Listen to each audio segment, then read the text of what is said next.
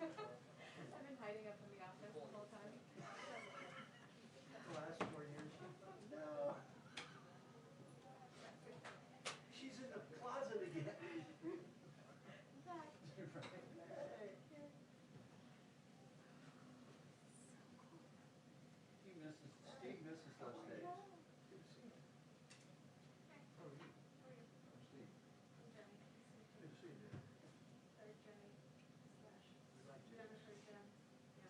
We need more Jennies. Do you? I don't know what that. You can't have too many. Yeah, well. She'll always remember your name. That's true. I thought maybe it was like a little special, but it's like, I don't feel special anymore. It's just like us two. You haven't hold on to anything these. Where's the order? Oh, it's terrible. It takes an hour for my feet to work. Bill's in the middle. Can I see You're your up there. passport? And within your ticket? Front left. Then I'll come back. Where do you guys get your, oh, is it over there? Yeah, over you. Get out, see. See? We go. Great to see you. Up here. Oh, Got it? I'm just going Right right there. right across the street from somewhere. In the park over there. One of those buildings. Like the second one, you know where the entrance is right there, where it's all boarded up? It's something. On this side? Yeah, yeah, it's something. Okay. You walk up. Is it On a the man? door opens, you sit down. Like, Wow. Military there. It's easy. Right in the mountains. They probably all rotate like you guys too. I thought they were around 4,000. Two people at the table, somebody will escort you in, That's terrible. take you back to the guy, 20 rubs on each knot. What? And you're out. I'll give you a look. That'll help. Sometimes there's a line, but. Alright. That's what these are for. Perfect. Boy? Boy. Boy. I got it like around 46. You look good. See how you come. Oh, wow. Not bad. Hide my age. We all do with masks. I cut my beard off, didn't I wouldn't have all the gray hair. As I like to refer to it, chrome.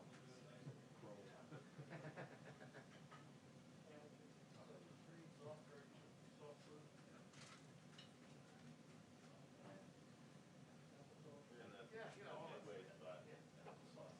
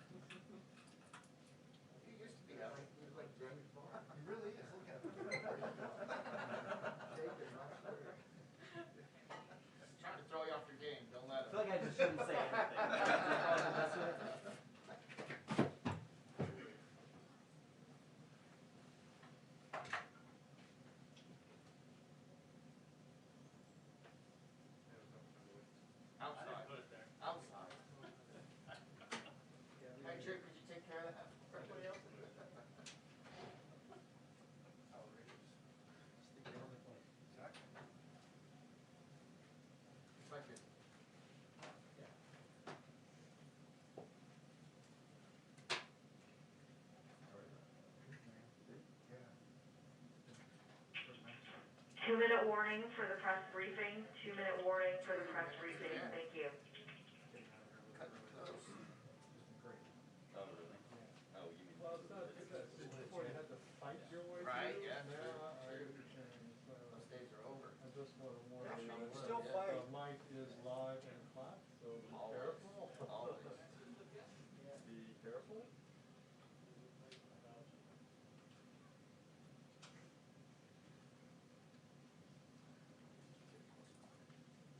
Maybe not. Here she comes.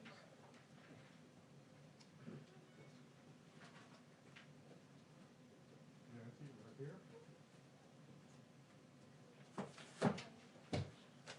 So this is, I'll assume it's a pool mic, it's live and hot, it's blowing out through that camera.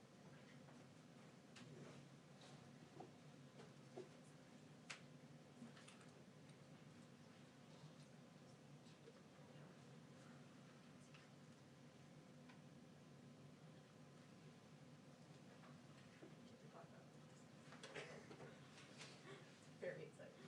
We'll never get it. All part. I'm not very curious.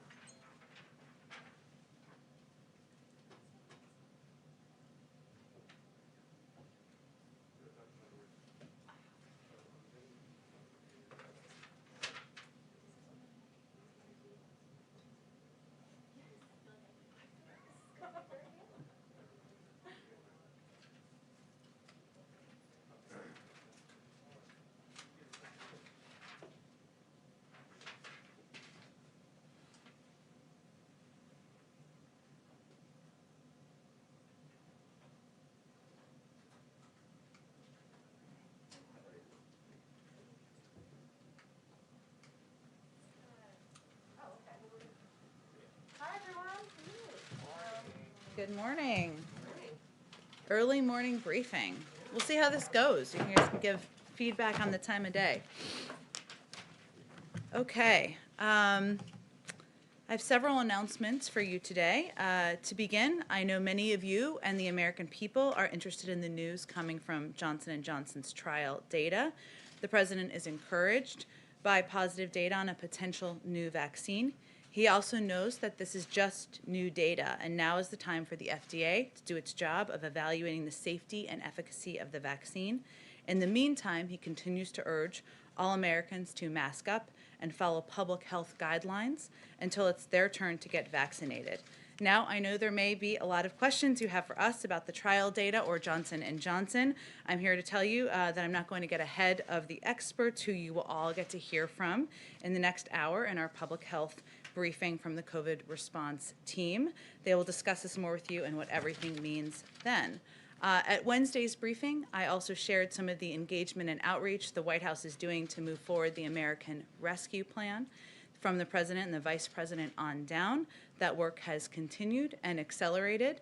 Yesterday, senior staff spoke again to governors about the challenges they are facing and the importance of relief. Today, National Economic Council Deputy Director David Kamen will meet with the Council of State Governments. The Office of Public Engagement will also brief Black civic groups, anti-hunger and nutrition advocates, and key progressive groups and invite their feedback. These conversations are, of course, critical to building support and moving the president's bill forward. But we also saw evidence this week that the American people overwhelmingly want their elected leaders to work with the president to confront the pandemic and and put people back to work. According to a Monmouth poll released Wednesday, 71% of the American people want Republicans in Congress to work with President Biden. That number is up nearly 10 points from right after the election, meaning the trend of support for working in a bipartisan manner with the president is only growing. Finally, the president is committed to getting relief to working families. Hence, he is also meeting this morning with his members of his economic team, with the vice president and Treasury Secretary Janet Yellen, for a briefing on the cost of inaction and the impact of a delay in moving forward with a relief package.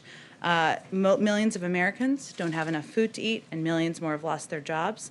But interest rates are at historic lows, and that means it's the right time to make smart investments Moody's, a Wall Street firm, has said that we could end up with 4 million fewer jobs this year if we don't act on the president's plan. That's 4 million Americans who could get back to work.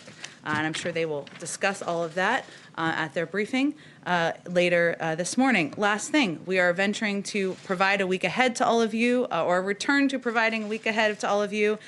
So a quick preview. Next Monday, the President will meet with the Secretary of State at the State Department. On Tuesday, President Biden will deliver remarks and sign an executive order advancing his priority to modernize our immigration system. And Friday is, of course, Jobs Day, and the President will deliver remarks about the economy. We'll have hopefully more over the next couple of days, but we wanted to provide as many details as we could. With that, Zeke, why don't you kick us off? And just one foreign policy I wanted to get going. With violence surging in Afghanistan, is the president still committed to winding down operations there and bringing troops home this year? The president's, I have not spoken with our national security team about this in particular, but his commitment remains. At the top, you mentioned that Americans should follow public health guidance. One of the challenges it has been over the course of the last 10 months is that public health guidance from state to state varies. Some states have mask mandates, others have indoor dining open, others have schools open, others don't. What guidance should the American people follow? Their governor's guidance, or should they follow the president's?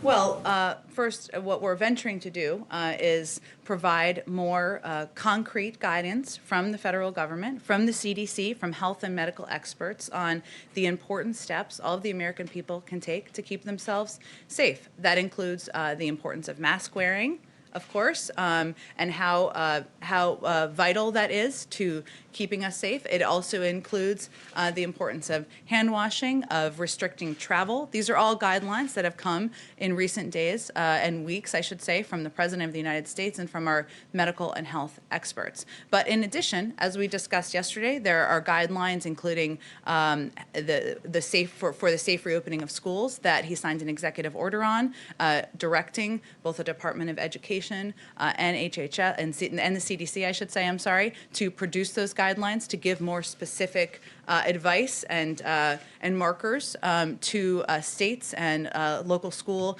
districts on what they should follow. So it will ultimately be up to states, to governors, to local school districts and others to make determinations, but we do want to provide more clear guidance from the federal government based on the expertise of health and medical experts on what people should follow and what will help keep the American people safe. I just want to follow up on that one. The CDC study that was discussed here a couple of days ago, one of its recommendations as part of reopening schools immediately was to close indoor dining, restaurants, and bars. Is that a part of the federal guidance that we should be expecting to see from the CDC and the Department of Education soon? Well, the good news is you get to hear from our director of the CDC, I believe, in about 45 minutes, and our medical and health experts, and you can certainly ask them if there's going to be any updated guidance. Go ahead. Dr. Fauci says the U.S. may not be able to meet that goal of reopening most K-8 schools in 100 days because of the trajectory of the pandemic. Given that, is the president going to adjust his goal of trying to get all these schools reopened in 100 days? Well, as we talked about a little bit yesterday, the president wants to not only reopen schools, he wants the schools to stay open, and but he does rely on the guidance of his health and medical experts, and obviously he's not going to do anything that is not safe and doesn't keep teachers, students, and our school districts safe. But a key part of this is the guidelines, as we mentioned, the executive order he signed to ensure that school districts are getting the information they need and clarity they need on what steps that they should take to keep their students safe and teachers safe, of course.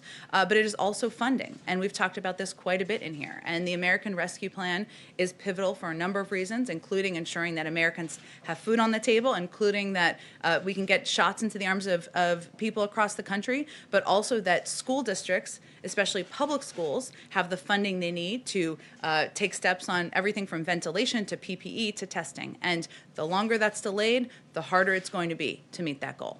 Got it. And has President Biden spoken to former President Trump since taking office? And if so, can you give us any update on what President Trump said in his letter to President Biden? I don't have any update. I don't have any calls to report on. There are no calls to report on, I should say, and I don't have any update on the letter. And as I said when we talked about this about a week and a half ago, it seems longer than that, I'm going to acknowledge. The president, of course, thought the letter was gracious and generous, but he plans to keep it private. Go ahead. I understand you don't want to get too much into the Johnson & Johnson vaccine, given the data that's out there, but this likely won't be the only vaccine that is less effective than the Pfizer and the Moderna vaccines. And so I wonder, what is the president's message to those Americans who would be more reluctant to get one of those less effective vaccines? And are you concerned about the impact that would have, given how many doses have already been bought on the front? Well, first, when the president announced his plan earlier this week to ensure we have enough vaccines to give every American 2 shots by the end of the summer with the purchase of Moderna and Pfizer vaccines, he was doing that without the need for additional vaccines approved. Obviously, if additional vaccines, Johnson & Johnson or any others, go through the FDA approval process, that's a positive step, right? No doubt about that. But he purchased these large orders for vaccines that we'll have by the end of this summer to get into the arms of Americans to ensure that we would be able to do that even without any of those steps moving forward. And so he would encourage Americans to get any vaccine that is approved by the FDA for emergency use authorization?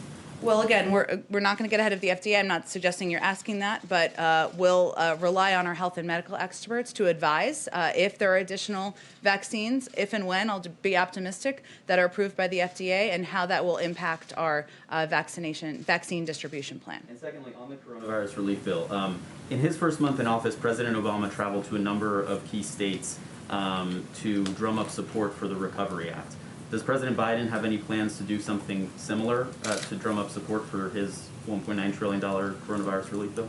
Well, then Vice President Biden also traveled to a number of states to drum up support for the American Recovery Act at the time. And obviously we weren't dealing with a pandemic, so the circumstances were quite different. But he fully recognizes, as do we, the importance of speaking directly to the American people about the components of this package, whether it's the importance of funding to get schools open or get vaccines in the arms of Americans, or just ensure that people know they can put food on the table. And so we're having to take a number of creative steps to do that, whether that's direct television or local media, or from the president, the vice president, and others. We're doing that, whether it is engaging with governors and local elected officials to ensure that we're answering all of the questions they have and that they can convey to the public. So we're taking a number of creative steps, a little outside of the box. Certainly his preference would be to get on a plane and fly around the country, but that's not a step we're planning currently. As a candidate, President Biden did travel a fair amount, especially in the final weeks of the campaign. He's now received both doses of the vaccine, and a number of safety precautions are in place and could be in place for his travel. So why wouldn't he be traveling, or is that something? Well, it's also about keeping the public safe, and we're not going to do a rally with 20,000 people. That wouldn't be a recommendation made by our health and medical experts. Right, but there wouldn't be any plans to travel without a crowd and to go out into the country? We may travel, certainly, but I have nothing to preview for you at this point in time. What I'm conveying is that it is vital for the president and the vice president and every member of our team to be speaking directly to the American people. And so we're looking for creative ways to do that. Can I ask you a foreign policy question?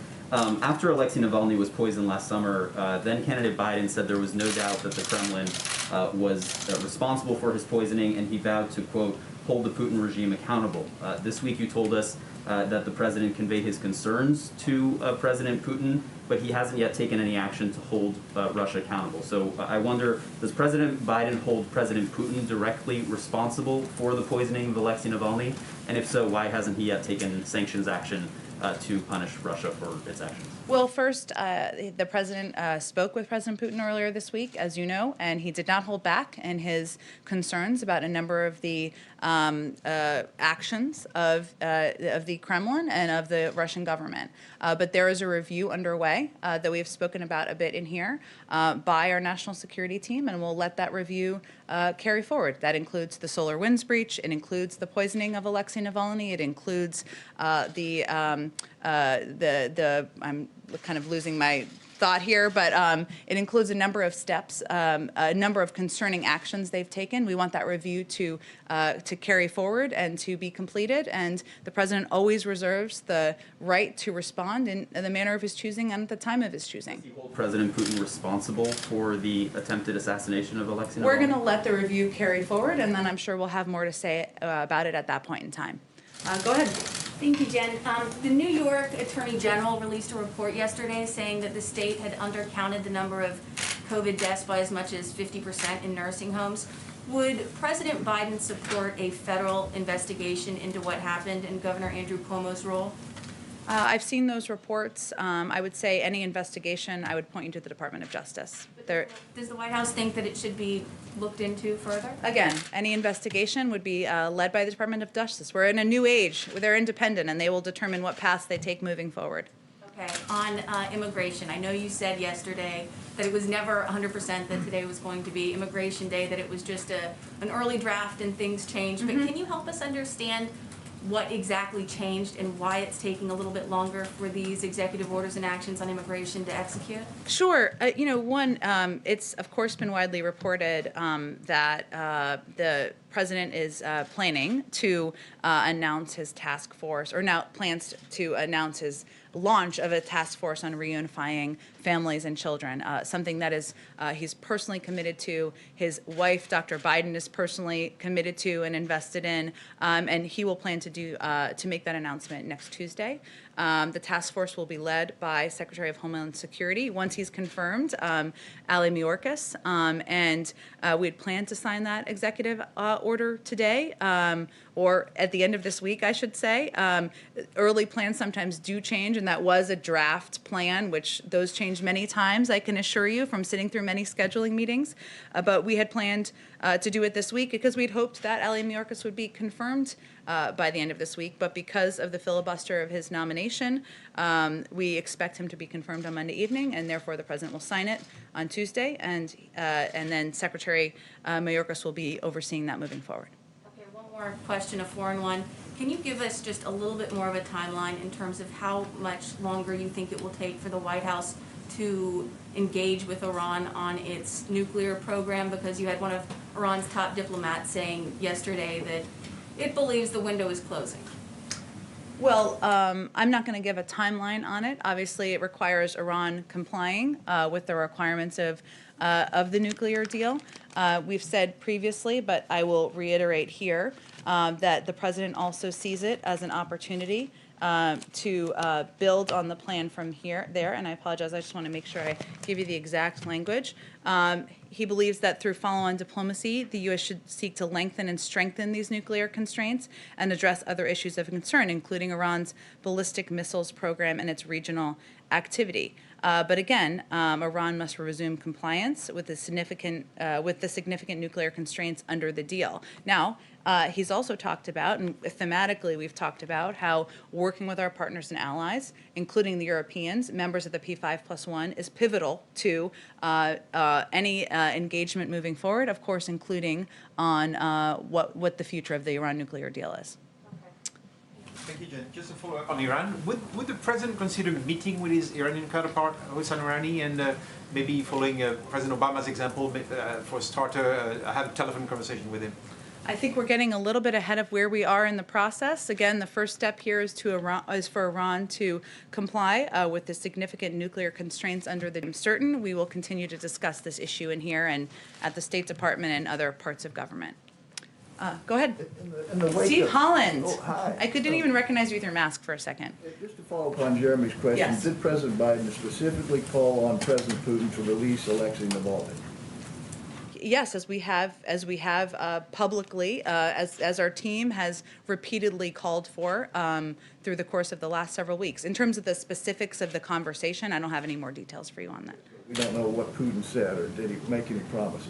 I don't have anything to read out on President Putin's comments, no. In the wake of the GameStop trading incident, is there a public role the White House can play in educating people about the dangers of this type of trading? Well, Steve, I know the SEC issued a new statement earlier this morning or just before I came out here, and I'd certainly point you to that and others to that. And we, of course, respect the role of regulatory agencies. They are closely monitoring the situation, but it's under their purview at this point in time. And I guess part of our education can be conveying to people that the SEC is the regulatory body that would oversee this and can speak to it further. Go ahead. Thanks, Jen. Two on Capitol security. So the acting chief of police up on Capitol Hill has recommended a permanent fencing around the Capitol. I was wondering if the Biden White House or President Biden himself has any thoughts on this, if permanent fencing is the right answer, or does it project the wrong picture to the American public? I'm not sure we're going to have any comment on that specifically, but I'm happy to talk to our national security, homeland security team if we have anything further to add. Follow up. Speaker Pelosi said, I believe it was yesterday, that she feels that threats are coming from inside the House, with other members being allowed to carry guns. Of course, we have conspiracy theorists among the ranks of the GOP now. Does the White House agree with that assessment that there is security threats coming from inside the House? Has Biden spoken to Pelosi, and is he worried about the safety, the physical safety of members of Congress? Well, he speaks with Speaker Pelosi on a regular basis and certainly has reiterated his support for her and members of the caucus. And he has spoken publicly about his concerns about the rhetoric, of course, around the events of January 6th, but some of the rhetoric that has continued and the role of social media platforms. So he is in close touch with him about events on the Capitol, about the safety of members, but I don't think I have anything more for you to read out beyond that. Go ahead in the back. Thank you, Jen. Two quick foreign and one domestic, if that's okay. Can you confirm officially that Robert Malley's been appointed special envoy for Iran? Is that? I can. I believe it was announced this morning, yes? Or I guess I can confirm it here too for you. And then as you know, settlements have been a major. I don't have any new comments from President Biden on this or the current circumstance. He's obviously spoken to this particular issue in the past and conveyed that he doesn't believe security assistance should be tied, but I don't have anything more for you on the path forward toward a two-state solution. Following up on the Capitol Hill fence, you know there's a fence outside here, a temporary one around the White House. It's been up since last summer. President Trump took a lot of criticism for it. Would President Biden consider bringing that fence down so people can take photos in front of the White House again? Well, I think we'd all like that, including members of my family and people in Washington. But I will talk to our security team and see if there's anything further to convey to all of you. Go ahead. As you guys are thinking about the task force to reunite the parents and the separated children, what are you sort of learning about the scope of that challenge? Since it's something that groups have tried to do in the past and failed, how many people do you think would need to be tasked to that to actually make it effective? Those are excellent questions, and I expect that when we announce, when the President signs the executive order next week, when we put the task force together, when Alan Mayorkas is confirmed as the Secretary of Homeland Security, maybe we'll have him come to this briefing room, or I'm officially inviting him here today to come to this briefing room.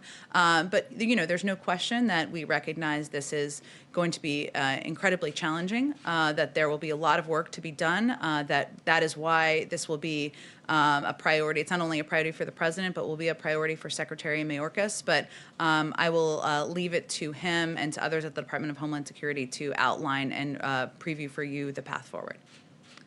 Go ahead. Thank you, Jen. I know that the President Biden and the First Lady are acutely aware of the sacrifices that military families make. That being said, we had an incident with the garage with the National Guard that was kind of embarrassing, and now I'm hearing from spouses of Guards members that they had a COVID outbreak and were not tested or vaccinated before they arrived in D.C. And I'm wondering if there's any concern by the President about how these Guardsmen are being treated, whether he can do anything specifically to safeguard their health before they arrive while they're here. Can he get vaccinations to and testing to governors specifically for the purpose of providing some health safeguards to these soldiers?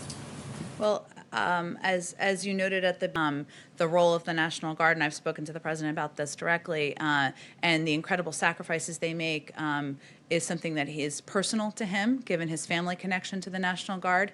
He had called the head of the National Guard just last week when the reports came out about the treatment of the National Guard and the fact that many had been sleeping in garages, and of course conveyed his dismay of the photos he had seen and their treatment, and also offered his personally any help that he could provide, whether even if it was boosting morale. And certainly that line of communication remains open should there be something that he can do from his end.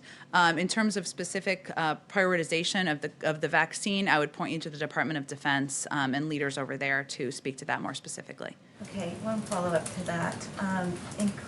Do you, on the question of Nancy Pelosi, Speaker Pelosi's concern about the enemy within, has the president been briefed on such a threat? And does he agree that the National Guard should be here until mid-March during the impeachment trial? I'll speak to Liz Sherwood-Randall and our Department of Homeland Security colleagues here to see if there's more specifics we have from our end, but I would point you to the Department of Defense and the National Guard team otherwise.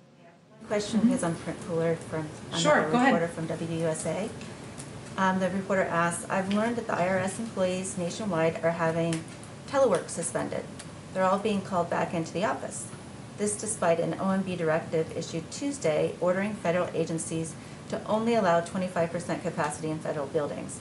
If IRS employees have been doing telework successfully, why is now the time to bring them all back into the office?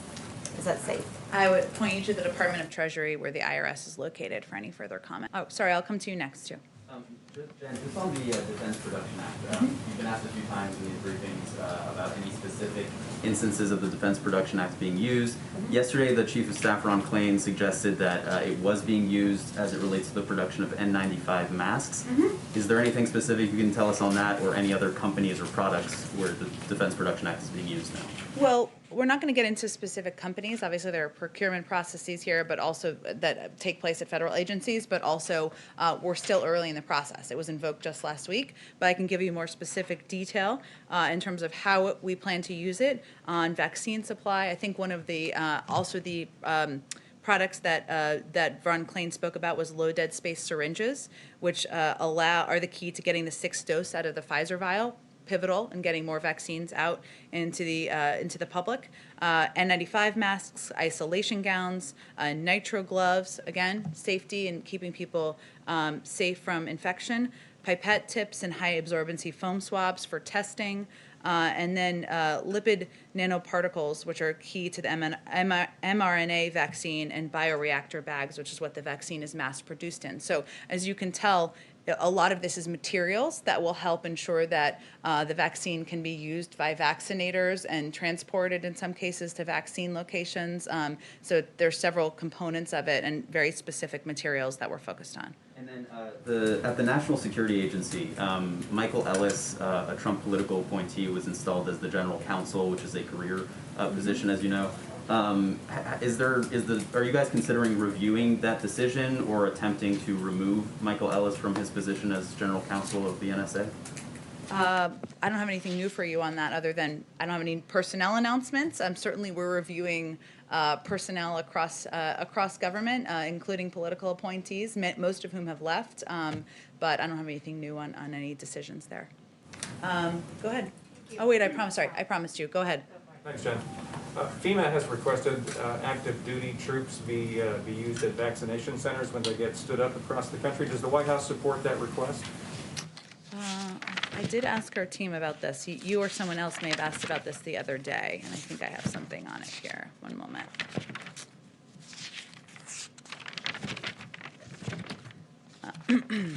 Thanks for your patience. Lots to say about COVID, no doubt about it.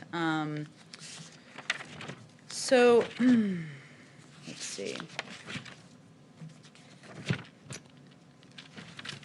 Let me talk to our team about it. You know, I know I've seen that request from FEMA. Obviously, part of our objective is ensuring that we have vaccinators on the ground. I know that's not what you're asking about, but also the ability to move materials and move vaccines. So we are tapping into any resource we can, but it's more predominantly focused on kind of a health and medical core, and that the ability to get those people into communities. But I will check with our team and get you something more specific. Just One on double masking. There's been some increased discussion about that publicly. We've seen pictures of the president double masking and those around him. Is that a personal preference, or has he been advised by his medical advisors to do that? Well, you're going to talk to the medical advisors in just the next 15, 30 minutes, whatever the time is, and you can ask them more specifically. There hasn't been specific CDC guidance. As you have probably seen, Dr. Fauci spoke to this, I believe, in the last couple of days and said it was common sense or made sense. I can't remember exactly how he phrased it, but there hasn't been additional medical guidance given. I've been around the president where he's been wearing one mask. I think obviously he abides by the health and medical advice. Sometimes, not to get too detailed, but it looks like two masks sometimes because we put the health and medical team during the call that's coming up. Go ahead. Did the White House have advanced